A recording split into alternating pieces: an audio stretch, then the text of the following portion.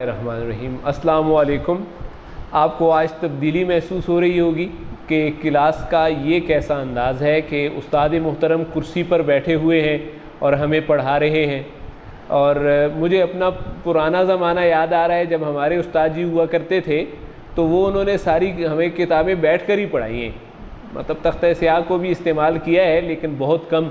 ज़्यादातर इसी तरह कुर्सी मेज़ पर बैठे हुए होते थे और हम सामने उनके टाटों पर बैठे होते थे और हमें टीचिंग करते थे। लेकिन मेरे आज के इस अंदाज़ की वजह यह है कि बहुत सारे पेरेंट्स ने और स्टूडेंट्स ने भी इशारा किया इस बात की तरफ कि वो नहीं होता, मतलब बुक नज़र नहीं आ रही होती। अगरचे लेक्चर बहुत अच्छा सुनाई देता है, समझ आती है, लेकिन जहाँ से रीड कर रहे होते हैं वो अक्सर बच्चों से वो जगह मिसप्लेस हो जाती है। तो चाह रहे हैं कि किताब भी नज़र आए। तो आज एक थोड़ी सी तब्दीली है। इस तब्दीली को आप देखिए कि अगर ये मुनासिब लग रहा है तो आप होमवर्क करते हुए भी बता दें। ये आपसे क्वेश्चन है आज का कि क्या ये ठीक है या वो ठीक था। और वरना जो आप लेक्चर देखते हैं तो नीचे कमेंट्स की जगह होती है, उस कमेंट्स में भी आप अपने कमेंट बॉक्स में दे सकते हैं, इनबॉक्स में, कि सर ये ठीक है, इस तरह अच्छा समझ आता है या इस तरह अल्फाज मानी लिखने में आसानी होती है। तो जैसा भी हो, आपको जैसे भी ये ठीक लगता है या वो ठीक लगता है, दोनों तरीके फिर मुझे बता दीजिएगा। तो आज आप देखें, हम अपनी किताब पर हैं। ये उर्दू लाजमी जमात दहम की किताब है और आज हम हैं इसके पेज नंबर 52 पर। 52 नंबर पेज है। और हमारे पास जो पहली एक्टिविटी है डियर स्टूडेंट्स, वो ये है कि आपने उर्दू के हिस्सों में 6, 7, 8, 9 और 10 को तहरीर करना है। इसी तरह तहरीर करने की कोशिश करें जैसे ये लिखा हुआ है। उसकी वजह यह है कि ये जो हरूफ हैं, यही हरूफ आपके किसी न किसी जो हिस्से हैं, किसी न किसी उर्दू के हर्फ को मैच करते हैं। वो आपको मैं बाद में बताऊंगा कि कैसे ये मैचिंग करते हैं। ये नीचे व्हाट्सएप नंबर है 0316878412। इस पर आपने अपना होमवर्क सेंड करना है। फिर आपके पास एक्टिविटी नंबर 2 है, इस जानिब आइए। तो मुश्किल अल्फाज के मानी आपने रेड या ग्रीन पेन से किताब पर तहरीर करने हैं। आज ज़रा आसान हो गया क्योंकि वही मानी जो मुश्किल थे वो मैंने ख़ुद तहरीर कर दिए हैं, तो आपके लिए आसानी हो गई है। हमारे आज के जो अदीब हमने पढ़ने हैं या मुसन्निफ़ जिनके बारे में हमने पढ़ना है, ये खातिर गज़नवी हैं। इनकी पैदाइश 1925 में हुई है, 1925, जबकि वफ़ात 2008 में हुई है। एक MCQ नोट करें कि खातिर गज़नवी का असली नाम क्या है। तो उनका असली नाम है मोहम्मद इब्राहिम बेग। एक और MCQ नोट करें, मोहम्मद इब्राहिम बेग किस मुसन्निफ़ का असली नाम है। तो खातिर गज़नवी का असली नाम मोहम्मद इब्राहिम बेग है, जबकि उनका कलमी नाम खातिर गज़नवी है। ये देखें, असली नाम तो जो वालिदैन रखते हैं वो है, कलमी नाम की ज़रूरत महसूस होती है। बाज़ औक़ात शायर होते हैं तो वो अपने नाम बदल देते हैं। बाज़ औक़ात बाज़ अदीब इख़बार में या नावल, ड्रामा, अफसाना लिखते वक्त भी अपने असली नाम की बजाय कोई दूसरा नाम इस्तेमाल करते हैं। उस नाम को कलमी नाम कहा जाता है। पेशावर में पैदा हुए। अच्छा MCQ है, पेशावर यूनिवर्सिटी से उर्दू में MA किया। ये उर्दू बज़ाते ख़ुद एक अच्छा MCQ है। और गोल्ड मेडल के हकदार करार पाए। MA के इम्तिहान में उन्होंने टॉप किया था, तो जो टॉप करता है उसको यूनिवर्सिटी गोल्ड मेडल से नवाजती है। इब्तिदा में रेडियो पाकिस्तान में मुलाजमत करते रहे, बाद में पेशावर यूनिवर्सिटी से वाबस्ता हो गए, यानी पेशावर यूनिवर्सिटी में पढ़ाने लगे और उर्दू अदब और चीनी ज़ुबान पढ़ाते रहे। उनको चाइना की ज़ुबान पर भी अबूर और महारत हासिल थी। शोबे उर्दू के सरबराह के तौर पर भी ज़िम्मेदारियाँ सर अंजाम दी। उर्दू के अलावा, उर्दू ज़ुबान तो उनको आती ही थी, दूसरी ज़ुबानों के नाम फ़ारसी एक डाल दिया, दूसरे नंबर पर अंग्रेज़ी, तीसरे नंबर पर चीनी, चौथे नंबर पर मलाई ज़ुबान, पाँचवें पर पश्तो और हिंदको ज़ुबानों पर भी अबूर हासिल था।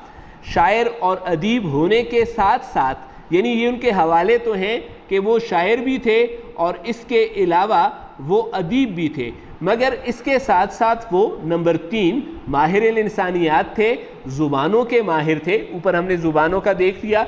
ब्रॉडकास्टर थे, रेडियो पर ख़बरें पढ़ा करते थे, सहाफ़ी थे, इख़बार में लिखा करते थे, मुतरज्जम थे, तर्जुमा करने वाले थे, मुसव्विर तस्वीर बनाने वाले, मुजस्मा साज पत्थर से या मिट्टी से या लकड़ी को खोद कर जो है बुत बनाने वाले को मुजस्मा साज कहते हैं। ये भी थे, बड़े ज़्यादा हवाले हैं। और मौसीकी के इसरार व रमूज से भी वाकफ़ियत थी, मौसीकी भी जानते थे, उसकी भी बारीक बातें जानते थे। मौसीकी, गीत गाना, गाने गाना, सुर ताल से वाकफ़ियत होना, ये मौसीकियत के इसरार व रमूज कहते हैं इसको।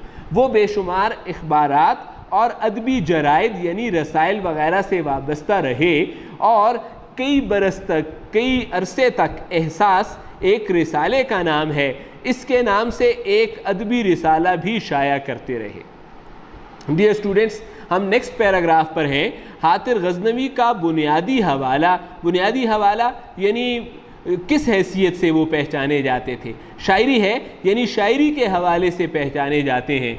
उन्होंने नज़्म और गज़ल दोनों पर तबा आजमाई की। ये शायरी की किस्में हैं। नज़्म में एक ही ख्याल को पेश किया जाता है, गज़ल के हर शेर में अलग अलग ख्याल पेश होता है। दोनों पर तबा आजमाई की है, दोनों को तहरीर किया है। उनकी नज़मों में रूमानियत और जमालियात के साथ साथ रूमानियत पाई जाती है, ख्याली और तसव्वुराती बातें पाई जाती हैं उनकी नज़मों में। रूमानियत को समझे, ऐसी तहरीर जिसमें ख्याली और तसव्वुराती बातें पाई जाती होंगी, और इसके साथ जमालियात भी है, खूबसूरत मौज़ूआत बयान करते हैं। तो एक हो गया रूमानियत, दूसरा जमालियात हो गया। इसके साथ साथ हारजी हकाइक भी बयान किए गए हैं। कहाँ पर? उनकी नज़मों में। ये उनकी नज़मों का जिक्र है, वहाँ पर हारजी हकाइक यानी ज़िंदगी के मसाइल भी बयान किए हैं। सिर्फ रूमानियत और जमालियात ही नहीं है, खारजी हकाइक भी बयान किए गए हैं और वाक़यात का बयान भी है। उन्होंने बैनुल अक़वामी वाक़यात, बाहर के ममालिक में पेश आने वाली बातें, इस वक्त देखें अगर आप कश्मीर और भारत का इस वक्त तनाज़ा देखें तो ये बैनुल अक़वामी वाक़यात हैं। इस वक्त आप देखें अगर बैरूत में होने वाले बम धमाके हैं तो ये बैनुल अक़वामी वाक़यात हैं। अमेरिका के हाथों अफ़गानिस्तान में हमले हैं तो ये बैनुल अक़वामी वाक़यात हैं। या इस वक्त कोरोना का वाक़या है, पूरी दुनिया का वाक़या है, तो पूरी दुनिया में होने वाले जो वाक़यात और हालात हैं तो ये क्या होंगे? ये बैनुल अक़वामी वाक़यात होंगे। इन पर भी नज़में कहीं हैं। ज़ाहिर है इनमें तल्ख़ हक़ाइक़, इन जो बैनुल अक़वामी ममालिक जो हैं इनके जो वाक़यात बयान किए, तल्ख़ हक़ाइक़ बयान किए, तकलीफ़ दे बातें बयान की हैं के बावजूद अदबियत की मिठास है, लेकिन उसमें अदबी शान ज़रूर बरकरार रखी है, मौजूद है। उनकी गज़ल में रिवायत, ये देखें ज़रा, रिवायत क्या होता है? अदब का कदीम अंदाज़। गज़ल का कदीम अंदाज़ क्या है? मोहब्बत की बातें करना, महबूब की, रकीब की, इश्क व मोहब्बत की बातें करना रिवायत है। और जिद्दत का खूबसूरत, जिद्दत क्या है? गज़ल में नए मौज़ूआत लेकर आना, भूख का जिक्र करना, इफ़लास का जिक्र करना, हुक्मरानों के मसाइल बयान करना, ग़ुलामी की बातें करना गज़ल में, ये जिद्दत है। उनके यहाँ रिवायत और जिद्दत का खूबसूरत संगम नज़र आता है, यानी रिवायत की बातें भी हैं, जिद्दत की बातें भी हैं, संगम नज़र आता है, मिलाप नज़र आता है। इंसानी जज्बात व एहसासात, इंसानी दिलो दिमाग में पैदा होने वाली बातें भी उन्होंने बयान की हैं और उन्हें कमाल हासिल रहा है, अच्छे तरीके से बयान किए हैं। मुश्किल पसंदी, बाज़ लोग अपने मौज़ूआत को मुश्किल अंदाज में पेश करते हैं, इसको मुश्किल पसंदी कहते हैं। इससे दामन बचाते हुए, इससे उन्होंने अपना दामन बचाया है। दामन बचाने का मतलब क्या है? मुश्किल तहरीर नहीं की है, बल्कि क्या किया है? आम फहम और आसान अंदाज यानी सादा अंदाज को इख्तियार किया है और दिलकश उस्तूब में बात करते हैं, खूबसूरत अंदाज में बात करते हैं। डियर स्टूडेंट्स, नीचे आप उनकी तसानीफ़ के नाम देख सकते हैं। ख्वाब दर ख्वाब, सांप की छतरी, फूल और पत्थर, एक कमरा, हिंद को, उर्दू ज़ुबान का माहिज़, ड्रामा मंजिल ब मंजिल, सिलसिला अनवार का जदीद उर्दू अदब, खुशालनामा, दस्तारनामा, कूंजा, दास्तान अमीर हमज़ा। डियर स्टूडेंट, उम्मीद है कि आपको आज का लेक्चर समझ आ गया होगा। अल्फाज मानी आप उतार दीजिए।